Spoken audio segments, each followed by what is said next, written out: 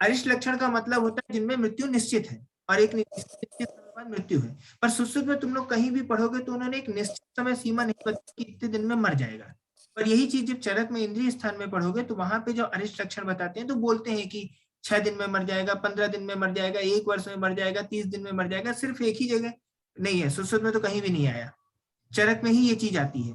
इसके बाद आओ तो 33 चैप्टर में आ जाओ, आवर्णीय चिकित्सा अध्याय। आवर्णी का जो मैं मीनिंग समझता हूँ कि यहाँ पे ऐसा बोला है कि कुछ ऐसी बीमारियां होती हैं जो लगातार होती रहती है और उनमें कॉम्प्लिकेशन डेवलप हो जाता है, तो उनमें जब तक हम रसायन चिकित्सा नहीं करोगे तब तक वो ठीक नहीं होती है, मतलब उनमें आवरण को दूर नहीं करोगे। रसायन चिकित्सा ना एक प्रकार से क्या होता है ना, धातुओं की शुद्धि है, धातुओं की वृद्धि है। क्योंकि जब हम उत्तम रस धातु प्राप्त करते हैं उसकी परिभाषा में आता है ना रस एन लाभोपायो ही सस्ता नाम रसादि नाम रसायनम। तो जब उत्तम रस धातु हमें मिलती है तो रस धातु बनेगी, तो आगे की रक्त धातु बनेगी, मांस धातु बनेगी, मेद धातु बनेगी, उत्तरोत्तर धातु क्रम बढ़ जाएगा। जैसे ही उत्तरोत्तर धातु क्रम बढ़ जाएगा तो वो क्या करेगा, बॉडी को नरिश करने का काम करने लगेगा। तो जो एक कोई डिसीज हो रखी है जिसने क्या किया है, बॉडी को डिस्टर्ब किया है, जैसे थायराइड ग्लैंड का डिस्टर्बेंस हुआ तो क्या करती है, पूरी बॉडी को डिस्टर्ब कर देता है। अगर किसी को डायबिटीज हो गई है तो क्या करता है, पहले तो पैंक्रिया जो लीवर से डिसीज क्रिएट होती है, लेकिन होते होते फिर क्या करती है, पूरी बॉडी को डिस्टर्ब कर देती है। तो जब हम उसमें रसायन चिकित्सा कुछ ऐसा करते हैं तो वो क्या करता है, बॉडी को हील करने का काम करता है। तो देखो यहाँ पे सबसे पहली जो लाइन लिखी है, 3rd नंबर लाइन लिखी है, उसमें यही लिखा है कि रसायन के बिना आवार्य हो जाती है, रोग उपद्रव से युक्त होने के कारण रसायन के बिना आवार्य हो जाती है। ऐसा करके इसमें क्वेश्चन बन सकता है, यदि कोई उपद्रव युक्त रोग है तो किसके द्वारा उसकी चिकित्सा संभव है, रसायन। ये पीछे तुमने अरिष्ट में भी पढ़ा था, योग रत्नाकर ने बोला था ना कि रसायन और देवता ब्राह्मण आदि के तप के द्वारा भी अरिष्ट लक्षण दूर किए जा सकते हैं। ये तो सुश्रुत ने बोला है ना रसायन वाला, तो क्या ये तो सुश्रुत ने ही बोला है ना, सर योग रत्नाकर ने तो देव हाँ, संयोग बोला है। नहीं सुश्रुत ने ध्रुवंतु मरणम निश्चित बोला है, मतलब ध्रुवंतु मरणम अरिष्टे निश्चित योग रत्नाकर ने बोला सर योग रत्नाकर ने बोला है देव योगी। हाँ, सुश्रुत में भी एक डिस्क्रिप्शन तो सुश्रुत ने बोला, सुश्रुत में भी एक डिस्क्रिप्शन में आया है कि वो ठीक हो सकता है यदि अच्छे देवता से करा जाए, रसायन का प्रयोग किया जाए, तो उसमें भी है, जो शायद 6वां 7वां नंबर श्लोक है वहां पे लिखा है सुश्रुत में, वो सभी लोग वही बोलते हैं। उसके अरिष्ट में भी पढ़ना और आवरण में भी पढ़ना कि दोनों में ही रसायन के द्वारा सिद्ध होते हैं, रसायन के द्वारा ठीक होते हैं। मेन चीज ये याद रखना है तुम्हें, ठीक है। यहाँ पे ना कुछ परिभाषाएं दे रखी है कि उपद्रव की परिभाषा किसने बताई थी, तो मैं तुम लोगों को बता रहा था, ये पढ़ा चुका था क्या, नहीं पूरा नहीं हुआ था। रोग आरंभक दोष प्रकोप जन्यो अन्य विकार उपद्रवा, तो मैं माधव को कृष्ण भगवान से कोरिलेट कराया था। इस संसार में जितना उपद्रव हुआ था, महाभारत किसने कराई, कृष्ण भगवान ने कराई ना, फिर रामायण भी कराई उन्होंने, तो सारी के सारे उपद्रव किसने करवाए, माधव ने करवाए ना।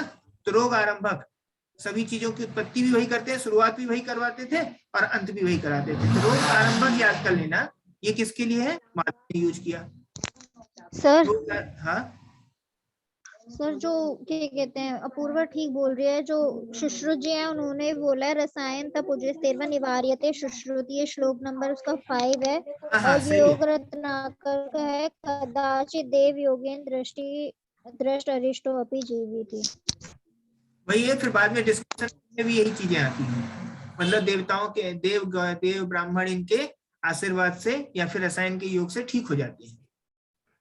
ठीक है, कहाँ चला गया वो, इस पे फोकस करो।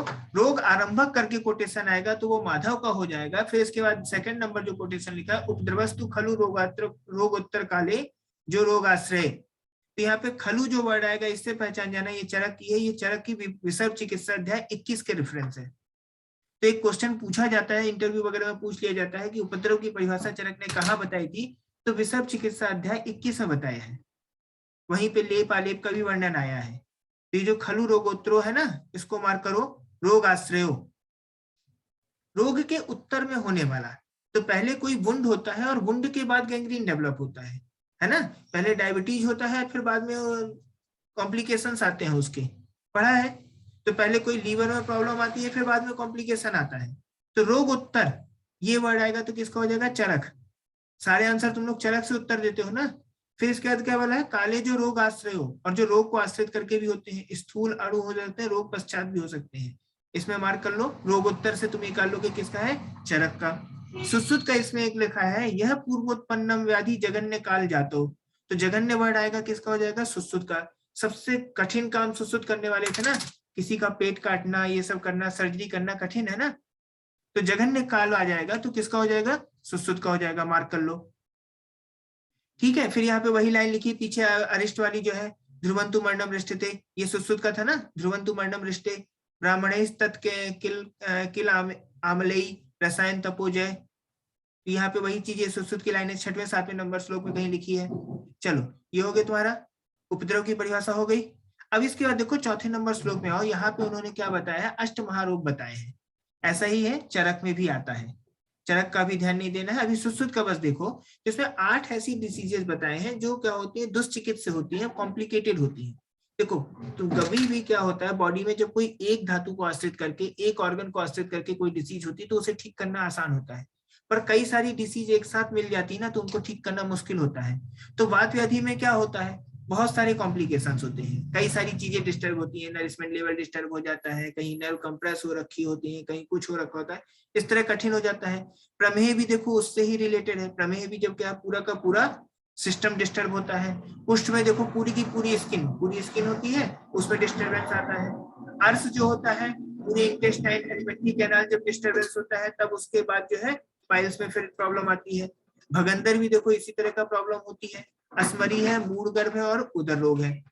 तो इसका तो देखो हमने कोटेशन याद कर रखा था, तो इसमें कोटेशन ही याद करो तो ज्यादा बेटर है। एक इसी तरह से चरक का आएगा, तो जब मैं नोट्स में पढ़ाऊंगा तो तुम लोगों को डिफ्रेंशिएट करके वहां पे याद करा दूंगा। अभी तुम लोग बस इसको यहीं पे श्लोक याद कर लो। चरक में ये अष्ट महारोग आया है और सुश्रुत में अष्ट महागद, यहाँ पे भी अष्ट महागद नाम आया है। महागद है, नीचे देखो लिखा है, सुश्रुत में महागद बोला है और चरक में अष्ट महारोग बोला है,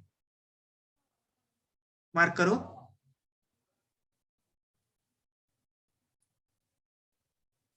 जब वाग्भट में यही कोटेशन पढ़ोगे तो मूल गर्भ की जगह क्या मिलेगा, ग्रहणी। वाग्भट ने मूल गर्भ नहीं बताया, ग्रहणी बताया है।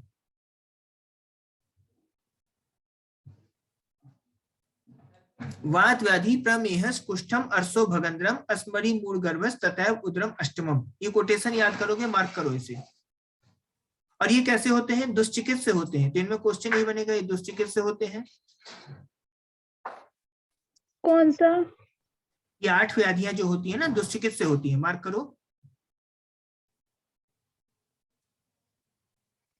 अच्छा, अगर कोई वात व्याधि का पेशेंट है, 70 साल का हो गया, एकदम बूढ़ा सा हो गया, पतला दुबला सा हो गया है, शरीर उसका एकदम कमजोर हो गया है, दर्द बहुत ज्यादा बढ़ा हुआ है और रस रक्त आदि धातुएं सब सूख गई हैं, जड़ हो रखा है, मूर्छा है, अतिसार है, तो क्या ट्रीटमेंट करोगे,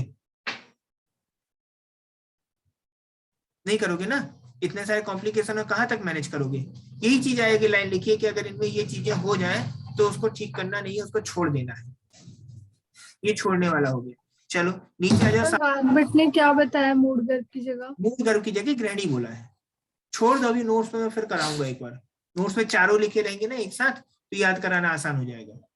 छोड़ दो से। 7वें नंबर श्लोक में आओ कि वात व्याधि का कोई पेशेंट तुम्हें मिलता है और उसमें क्या सिम्टम मिलेंगे तो तुम्हें उसे छोड़ देना चाहिए। वात व्याधि का अगर कोई पेशेंट मिला और उसमें क्या सिम्टम मिले तो छोड़ दोगे। देखो उसके सोच से युक्त मतलब स्वेलिंग खूब हो रखी है, नंबनेस आ गई है, अस्थि आदि में भग्न, फ्रैक्चर कब होता है पूरी बोन में, बार बार कैल्शियम की बहुत बोन वीक प्रोसेस होने लगती है, तो बहुत जल्दी फ्रैक्चर होने लगता है। बूढ़े लोग जरा सा फिसल गए और उनकी क्या होती है, हिप बोन में फ्रैक्चर आ जाता है, तुरंत आता है ना। अस्थ्यादि भंग, कम मतलब पूरा कमजोर हो गया, ट्रिमर्स आने लगे हैं, और आद्यमान से पीड़ित होता है, मतलब उसके शरीर में गैस ज्यादा बनने लगी, वायु का कलेक्शन बहुत ज्यादा मात्रा में होने लगा, वेदना और दुख है। ये रीड करना है, यहाँ से अभी तक कोई क्वेश्चन नहीं आए, तुम्हारी प्रैक्टिस में काम आएगा कि अगर इस तरह के ज्यादा सिम्टम मिलने लगे तो उस पेशेंट को छोड़ देना चाहिए। ठीक है, इसके नीचे आते हैं प्रमेय। अब देखो यहाँ से ना तुम्हें तुक्का मारना आसान हो जाएगा, समझना आसान हो जाएगा। तो वात व्याधि के पेशेंट में तुम्हें स्वेलिंग मिलेगी, पेन मिलेगी, आद्यमान मिलेगा, नंबनेस मिलेगा। इसी तरह जब प्रमेय के पेशेंट में आओगे तो क्या हो जाएगा, प्रमेय पीड़िका के जो थे ना वो सिम्टम मिलेंगे। विकास के पास होगी चाबी, वो अच्छा ब्लेजर पहना उसमें रखी होगी। प्रमेय पीड़िका में क्या हो जाएगा, देखो प्रमेय के रोग में स्राविका, कच्छपिका आदि पीड़िकाएं उत्पन्न हो जाएंगी। उसके पहले लिखा अविपाक, अरुचि, ये ना प्रमेय का उपद्रव भी है। प्रमेय के उपद्रव, जब प्रमेय चिकित्सा अध्याय पढ़ेंगे तो वहां पे पढ़ाएंगे, ये सिम्टम क्लियर हो जाएंगे, स्राविका, कच्छपिका आदि ऐसे आ जाएंगे तो समझ जाना प्रमेय को मार देगा। ठीक है, इसके नीचे देखो कुष्ठ लिखा है, कुष्ठ में लिखा है प्राभिन्नम प्रस्तुत अंगांश रक्त नेत्रम हतस्वरम, रक्त नेत्रम हतस्वरम को मार्क कर लो। देखो ऐसा क्वेश्चन बन सकता है काय चिकित्सा में कि कुष्ठ में कौन सा लक्षण उत्पन्न होने पर वो असाध्य है या उसकी चिकित्सा छोड़ देनी चाहिए, कुष्ठ में किस लक्षण के उत्पन्न हो जाने पर उसकी चिकित्सा छोड़ देनी चाहिए। तो एक वर्ड दे सकता है उसमें रक्त नेत्रम हतस्वरम, आंखें उसकी लाल हो जाएंगी, ठीक है, आवाज उसकी खराब हो जाएगी, हतस्वर हो जाएगा, और एक लिखा है प्रभिन्नम प्रस्तुत अंगांश, फटे शरीर वाला हो जाएगा। तो यहां से तो इतना क्वेश्चन नहीं आएगा।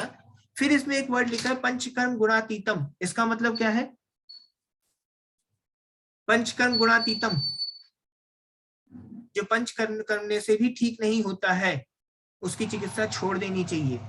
ये किसके लिए कहा गया है, कुष्ठ के लिए, लेकिन ऐसा ही किसी और रोग के लिए भी कहा गया है, किसी को मालूम है पंचकर्म गुणातीतम? 13 खोलो, सुसु चिकित्सा 13 का 9वां श्लोक खोलो, सुसु चिकित्सा 13 का 9वां श्लोक।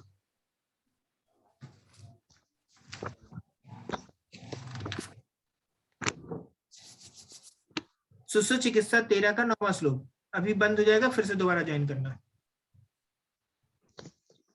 पंचकर्म गुणातीतम मिल गया?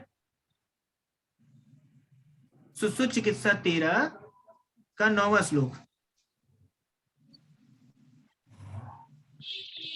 प्रियंका नहीं मिला? 9वें श्लोक में तो ये चलो जल वाला है सर नहीं जलों है का वाला। इसमें। हाँ? सर सर, ये जलों का वाला है इसमें। सॉरी, 19वां जलायुक्त श्लोक, का 19 श्लोक बोलो, सुसु चिकित्सा 13 का 19 श्लोक, 13/19। 1 मिनट सर।